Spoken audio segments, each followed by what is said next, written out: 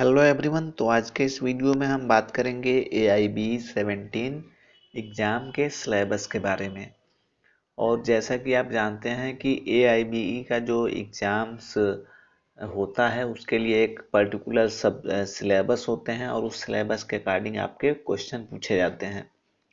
तो सबसे पहले हम लोग इस वीडियो में देख लेते हैं कि किस टॉपिक से कितने प्रश्न पूछे जाएंगे, यानी कि आपका सिलेबस क्या है और कौन सी बेयरेक्ट्स आपको खरीदनी है। तो चलिए ज़्यादा बात न करते हुए वीडियो को शुरू करते हैं।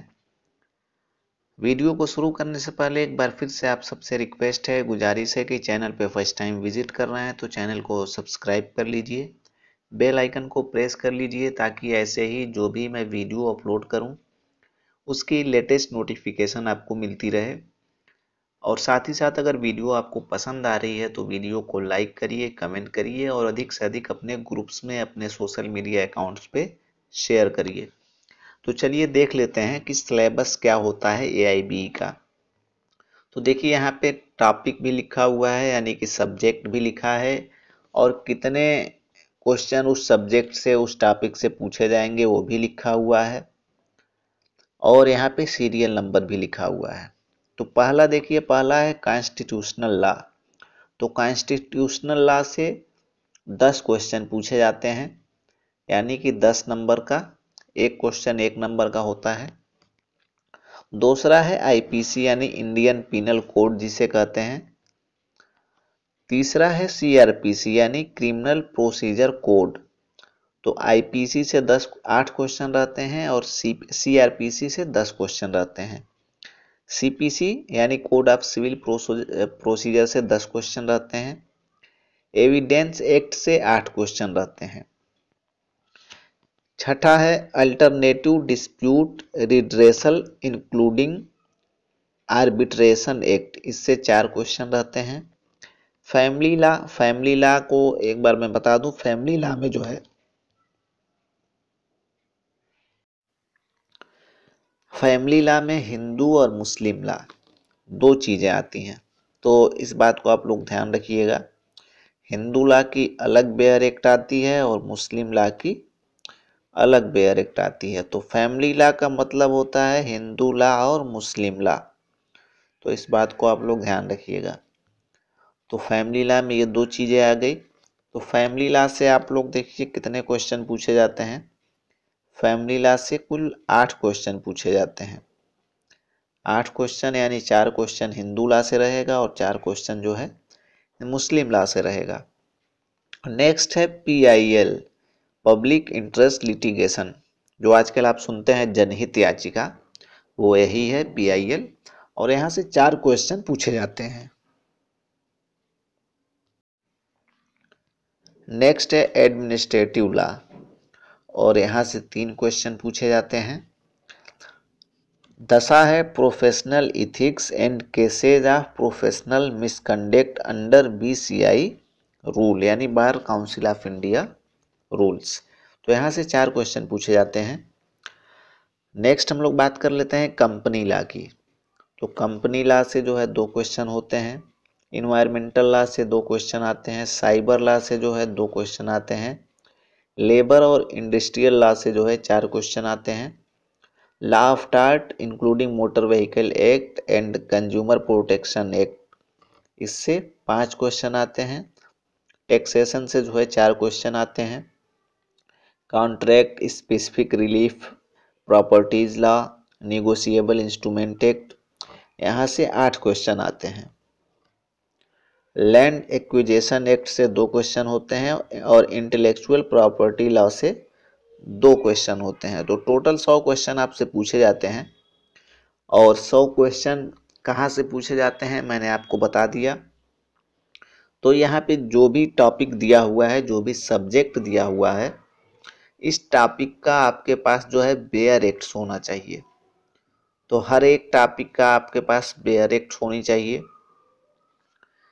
इसके लिए आपको क्या करना है कि हर एक टॉपिक का आपको बेयर एक्ट्स खरीदना है, चाहे वो कॉन्स्टिट्यूशनल लॉ हो, IPC हो, CRPC हो, CPC हो, एविडेंस हो, फैमिली लॉ हो यानी कि हिंदू मुस्लिम लॉ हो, PIL हो, इन्वायरमेंटल लॉ हो, साइबर लॉ हो, एक्सेट्रा। जो भी चीज़ें यहाँ पे दी गई है उस हर एक टॉपिक का आपके पास जो है बेयर एक्ट्स होनी चाहिए। बिना बेयर एक्ट्स के आप क्वेश्चन मिलेंगे ही नहीं। मैक्सिमम जो क्वेश्चन आते हैं वो आईपीसी से होते हैं, सीआरपीसी से होते हैं, सीपीसी से होते हैं, कॉन्स्टिट्यूशनल लॉ से होते हैं और एविडेंस एक्ट से होते हैं। यही 4-5 टॉपिक जो होती है बहुत महत्वपूर्ण होती है। तो इसका तो आपके पास से कंपलसरी है कि इसका जो है आपके पास जो है इसका जो बेयरेक्ट्स है वो होना चाहिए। बाकी और किसी का ना हो वो चल जाएगा, लेकिन इसका जो है आपको बेयरेक्ट जरूर आपके पास इसका होना चाहिए, फैमिली लॉ का भी। तो ये 5-6 टॉपिक्स हैं जिसका बेयरेक्ट्स आपके पास कंपलसरी होनी चाहिए। क्योंकि अगर 5-6 बेयरेक्ट्स है आपके पास, ये जो मैंने आपको बताया है, तो आप जो है बीसीआई के द्वारा जो ये एआईबी एग्ज़ाम होता है उसको पास कर सकते हैं, आसानी से क्लियर कर सकते हैं। अगर ये छोटे छोटे जो टॉपिक हैं इसके बेयरेक्ट्स नहीं हैं तो भी आप इसको पास कर सकते हैं। तो इसके लिए आपके पास कंपलसरी है कि फैमिली लॉ का जो बेयरेक्ट्स है वो हो, सीपीसी का हो, आईपीसी का हो, सीआरपीसी का हो, कॉन्स्टिट्यूशनल लॉ का हो, एविडेंस का हो। ये सारी बेयरेक्ट्स आपके पास होनी चाहिए। क्योंकि पिछली बार जब एग्ज़ाम हुआ था तो एक नोटिफिकेशन आया था बीसीआई के द्वारा कि जो बेयरेक्ट्स होंगे वो विदाउट शार्ट्स नोट्स होंगे, यानी उसमें शार्ट नोट्स नहीं होना चाहिए।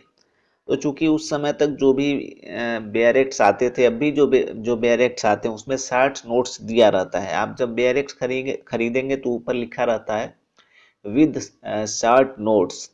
तो उस समय कहा गया था कि जो बेयरेक्ट्स आपके पास होना चाहिए वो विदाउट शार्ट नोट्स होना चाहिए।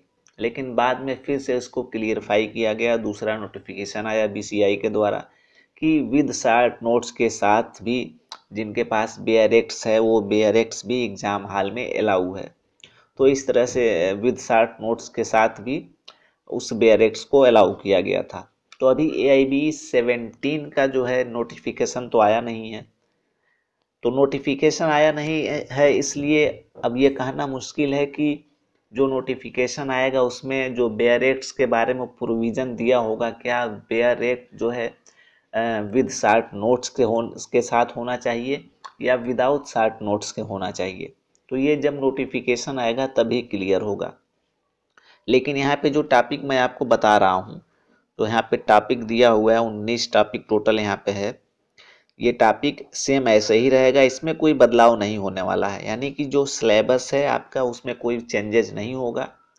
भले से बेयरेक्ट्स में कुछ चेंजेज हो जाए कि बिना जो है शार्ट नोट्स के अलाउ हो या शार्ट नोट्स सहित अलाउ हो, इसमें चेंजेस हो सकते हैं। लेकिन ये जो टॉपिक्स दिए हैं ये टॉपिक्स में चेंजेस नहीं आएंगे।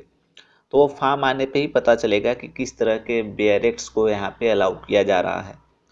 तो ये आपका टॉपिक है, इस टॉपिक के अकॉर्डिंग आप जो है अपनी तैयारी कर सकते हैं। और अगर आप लोगों की डिमांड रही तो मैं कोशिश करूंगा कि जो प्रीवियस ईयर के अब तक जो भी बीसीआई के द्वारा जो एआईबी एग्ज़ाम कंडक्ट हुए हैं, जो ऑल इंडिया बार एग्जामिनेशन हुए हैं, उसके प्रीवियस ईयर के पेपर को मैं सॉल्व कराऊं। अगर आप लोग चाहेंगे तो उसको मैं अपलोड करूंगा ईयर वाइज, किस ईयर में कौन सा पेपर पूछा गया है, किस तरह के प्रश्न पूछे गए हैं, वो सारी चीज़ें मैं अपलोड करूंगा, आपको बताऊंगा अगर आप लोग चाहेंगे तब। इसके लिए आप लोग कमेंट कर सकते हैं कि आपको बीसीआई के द्वारा जो एआईबी का पेपर होता है प्रीवियस ईयर पेपर, उसको सॉल्व करना है, उसको देखना है, तब मैं उस पर आपको वीडियो प्रोवाइड कराऊंगा। वो आपके रिस्पांस के ऊपर निर्भर करेगा। तो चलिए, जैसे ही एआईबी 17 का नोटिफिकेशन आता है उसके बारे में मैं सबसे पहले आपको इन्फॉर्म करने की कोशिश करूंगा कि किस तरीके से आपको फॉर्म भरना है, क्या क्या इसमें रिक्वायरमेंट है, क्या क्या चेंजेज हुए हैं। वो सारी बातें हम लोग जब फॉर्म आएगा तब हम लोग उस बारे में बात करेंगे। तो मिलते हैं नेक्स्ट वीडियो में। धन्यवाद।